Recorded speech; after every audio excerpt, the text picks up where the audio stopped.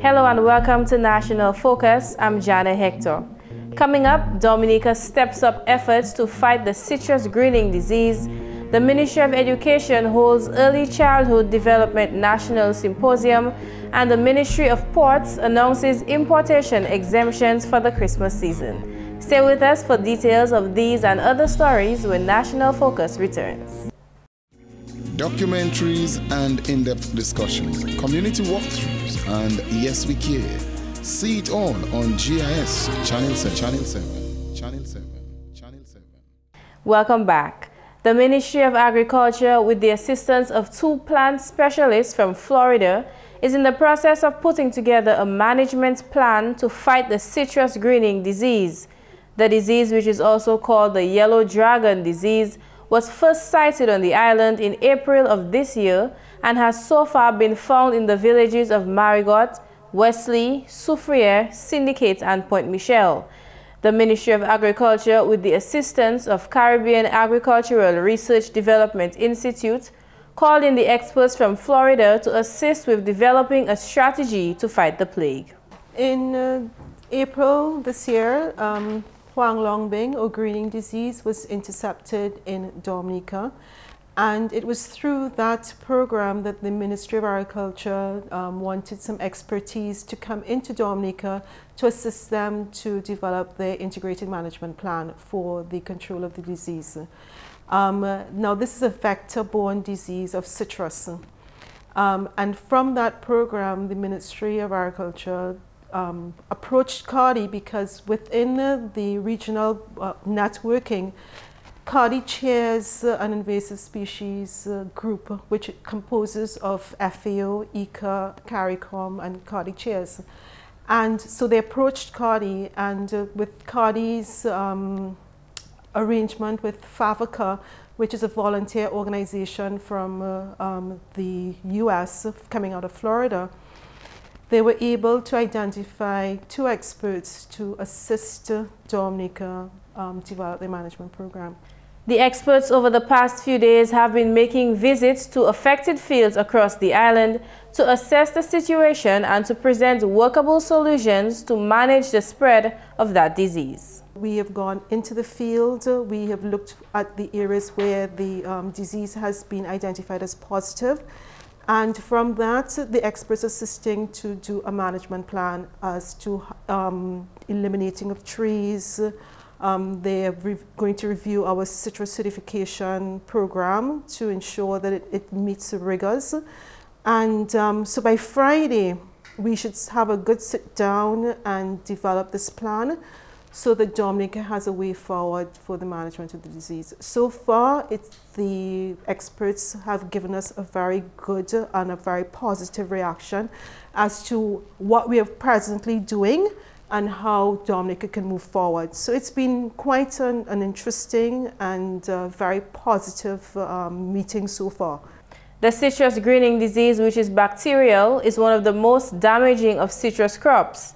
Plant pathologist from Florida specializing in the citrus disease, Dr. Sean Sun, is providing technical assistance to the Ministry of Agriculture in managing this disease. Our main purpose of being here to help the administrations to determine should we just leave it to live with the disease, or we try to eradicate this devastating disease. From the surveys we have been through for the last 2 days, and it seems like we have not found any disease symptoms in the commercial groves. And also due to the special situations in this country, and the commercial citrus growing areas are far from the residential areas in the coastal areas. So we may have some natural barriers for these vectors to move from the residential areas to the commercial groves. That's one thing. Another thing is that the disease only found in 4 locations in this country, and Sharon has already talked about that. So it seems like in a short period of time, and we found this disease in this island in different locations, which is indicating the disease may have been here for a little bit longer. So maybe 2 to 3 years. Entomologist Dr. Eric Rohrig says the effective management of the disease may require an integrated approach, including the use of clean planting and grafting stock. He says the elimination of inoculum and vector control in orchards and non-crop reservoirs are also possible solutions to managing the citrus greening disease. But if you can remove all of the infected material, the trees that are infected with the disease, then the psyllids can no longer acquire it, so they can no longer spread it. So it's really a matter of eliminating all the infected material. In order to control this disease, it's going to take a very coordinated effort between all the citizens and the government officials. Everyone has to work together, and it benefits everybody. So we're going to continually work with your country and develop a management plan, and once the management plan is in place, the ministry can provide that information to people, and if they could just follow their guidelines, you shouldn't have much of a problem. Citrus greening disease obstructs the flow of nutrients in citrus trees and leads many fruits to remain green, grow lopsided, and taste bitter. The citrus greening disease has affected the countries of Florida, Jamaica, Puerto Rico, and Guadeloupe. In other news, early childhood educators and administration met at the Arawak House of Culture on Wednesday for an Early Childhood Development National Symposium. The theme for that meeting was Partnering for Further Progress in Early Childhood Development. Education Minister Honorable Peter Seja was the featured speaker. He gave a brief history on the conception of universal early childhood education in Dominica. When I made the pronouncement, I informed you that the Ministry of Education and Human Resource Development would be adopting a phased model to successfully implement this critical initiative of universal access to early childhood education. Through this approach, we aspire to carefully carve our way, leaving no stone unturned, and ensuring that each area is given the necessary individual attention.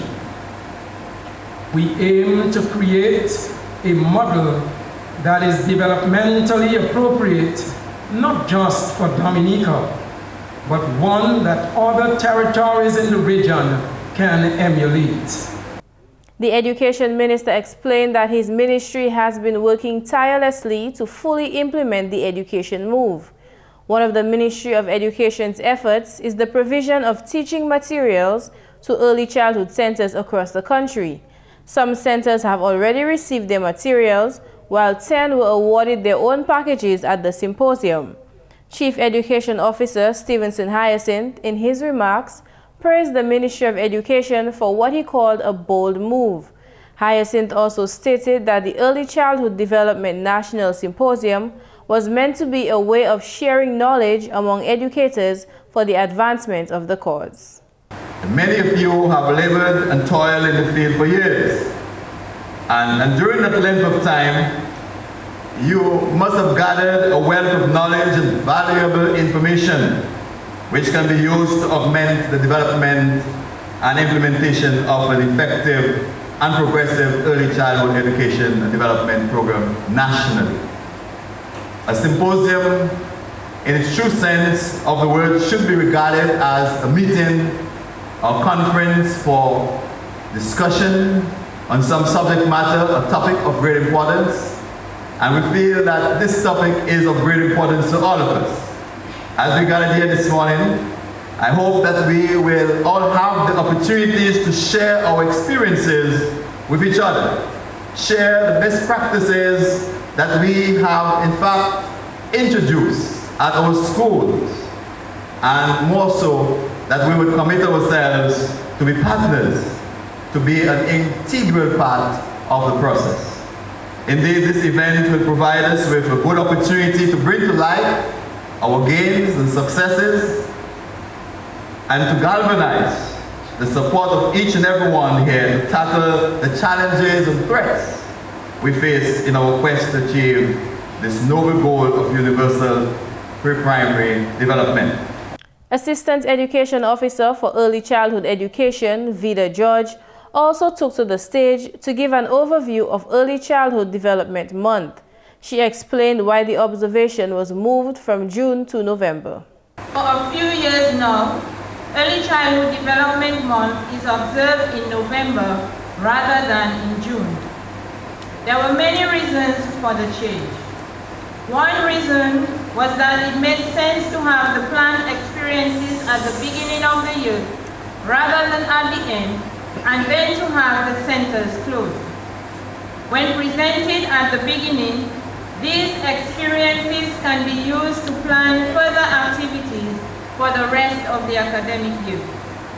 One experience always leads to planning for another one.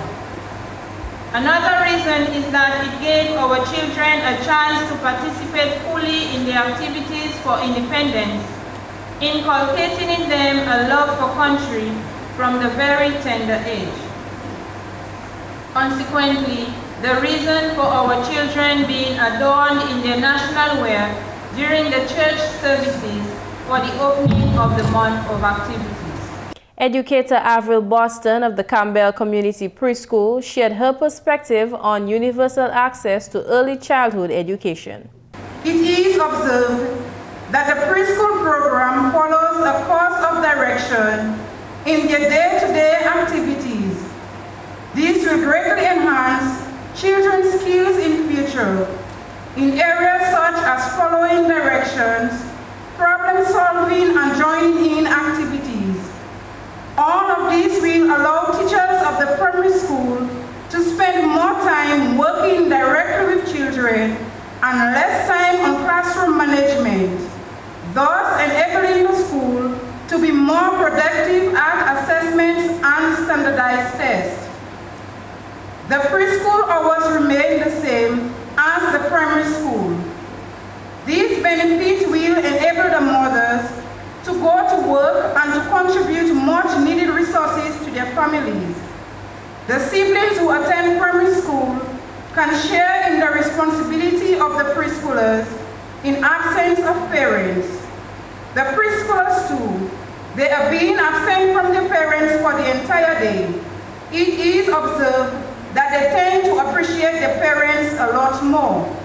Another feature of the symposium was the presentation of awards to long-serving early childhood educators like Silma Coffey for 52 years of service, Norma Cyril for 30 years of service, Doreen Francis for 37 years, and many others. Corporate citizens made public their commitments to the education of Dominica's youngest citizens. Child Fund Caribbean, represented by Austell Lockhart, handed over EC $50,000 to the Ministry of Education, and Juliet Lewis of J's Limited donated EC $8,000 of activity blocks. The Bright Beginning Center made their own contribution to the Early Childhood Development National Symposium.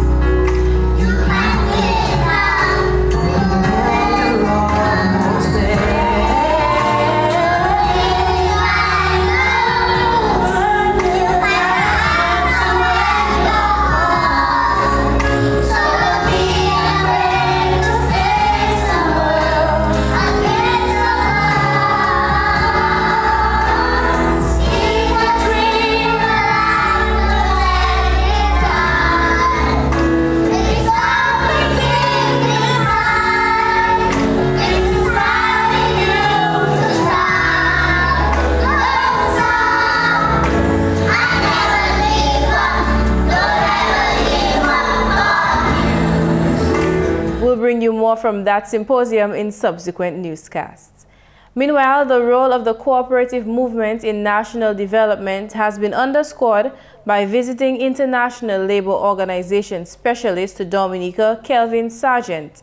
Sargent is assisting the cooperative division in building the capacity of people involved in cooperatives and is this week facilitating a workshop on project and business writing.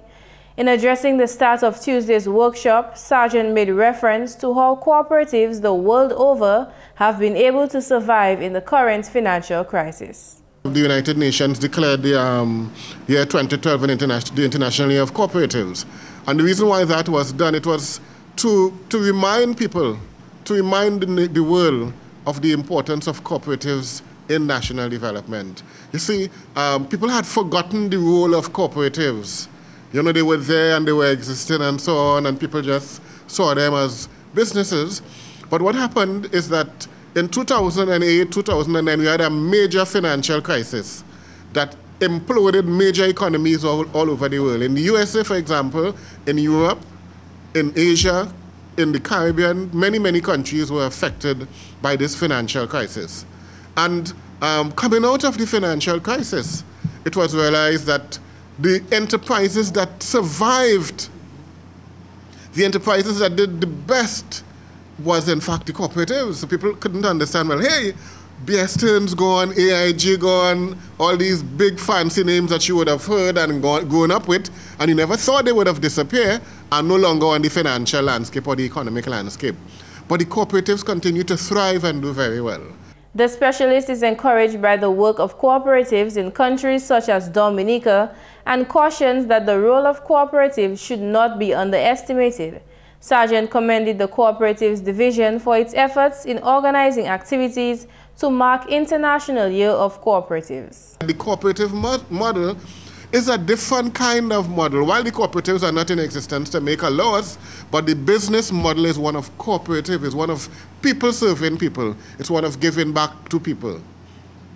And that is what makes the model so different and important from the other kinds of what we call the profit-driven types of businesses.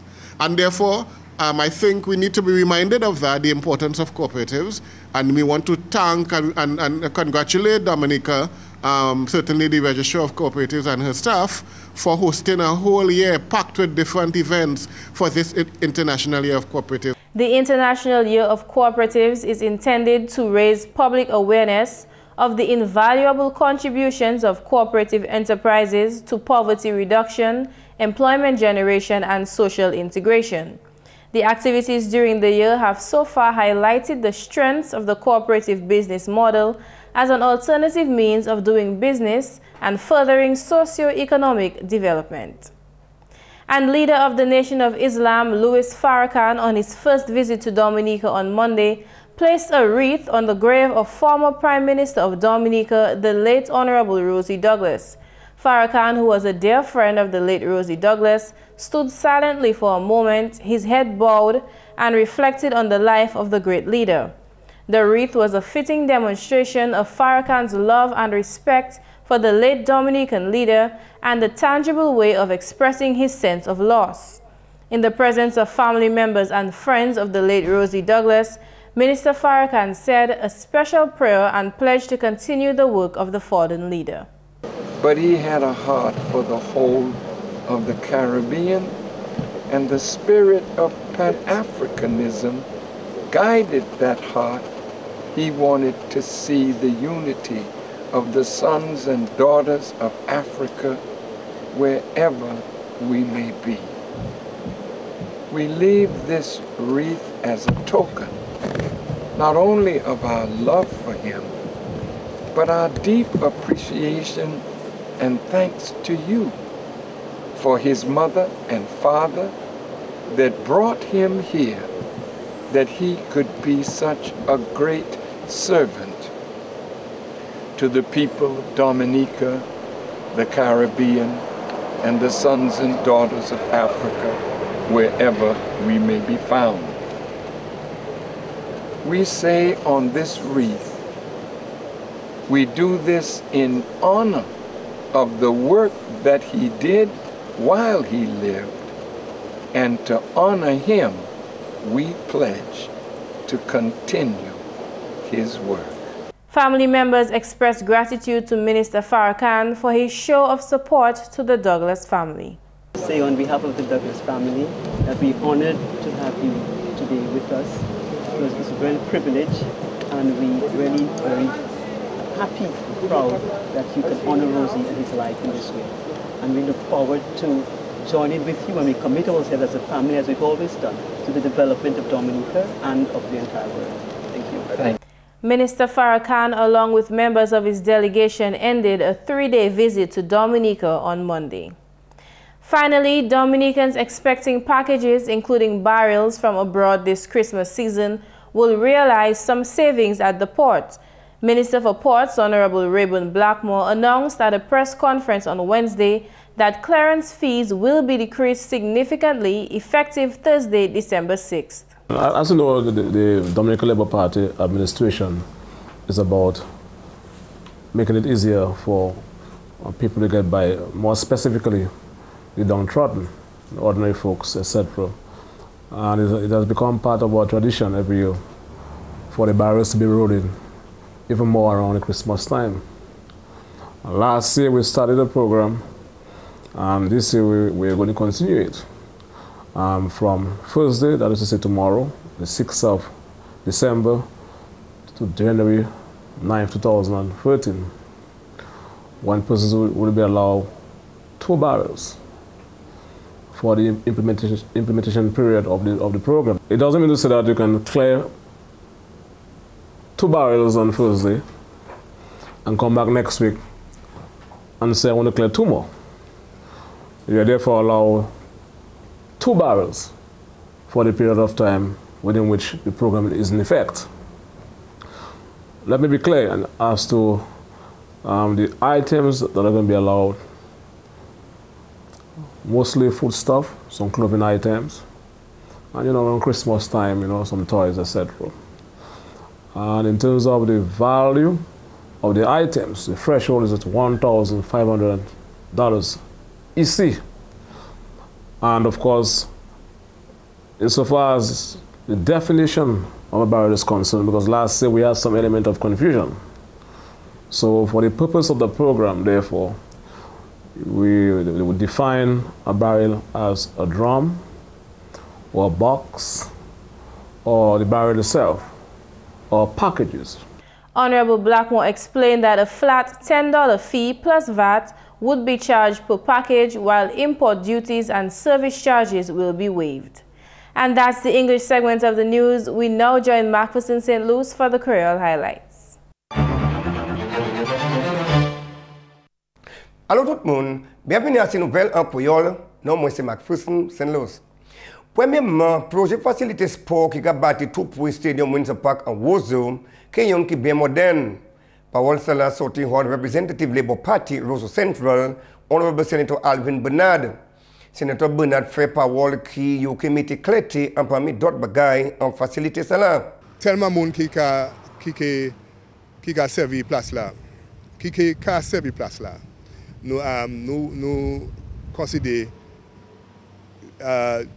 le soleil levé, il peut nous assez de temps pour ces gens-là jouer.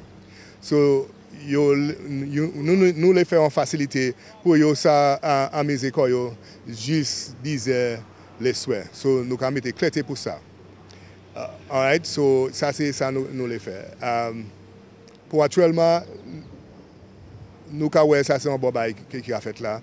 Puis on longtemps gouvernement Dominique qui les fait ça, puis nous te considéré là nous faire stadium là. Pour un petit moment. Timon Wozo, Négan Wozo, piqué en place pour jouer quand la coutume, les premiers Windsor Park là, là. Nous avons toujours considéré ça. Non, l'argent est un problème. Nous avons pas un petit temps pour nous identifier l'argent. Pendant la nouvelle, le gouvernement Dominique a un plan pour bâtir une bibliothèque neuve en ville Wozo. Parole celle-là sortie du ministère de l'Éducation, Honorable Peter Saint-Jean. Sinon, Honorable Saint-Jean, bibliothèque celle-là qui est bien moderne. Et nous avons un plan pour bâtir En bibliothèque, ça c'est ça nous avons créé en anglais, en library. Puisque nous avons Carnegie Library, tout pour DBS Radio, et nous avons des conditions bibliothèque ça là, il pas vraiment ça nous supposé qu'on nation qui 34 l'année, ça nous supposé ni. Nous avons un plan pour augmenter et pour bâtir une bibliothèque tout neuf. Et nous avons parlé contre un bâtiment qui a trois détails. Et aussi, nous planons vraiment c'est les peuples Dominique qui te vieux case ou qui te Boetica ou Pointe-Michel descendent en ville Roseau, là yo web bibliothèque ça là, qui moun ça la vle li, qui ça li ou qui pas ça li ou pas vle li, place ça là qui est tellement belle, qui naturellement il que rentrer en place ça là. Et vraiment, il can coûter nous bon 2-3 millions de dollars. Mais comme ça, nous avons un progressive foreign policy. La Premier ministre là, nous avons une bonne relation avec divers pays, l'autre pays.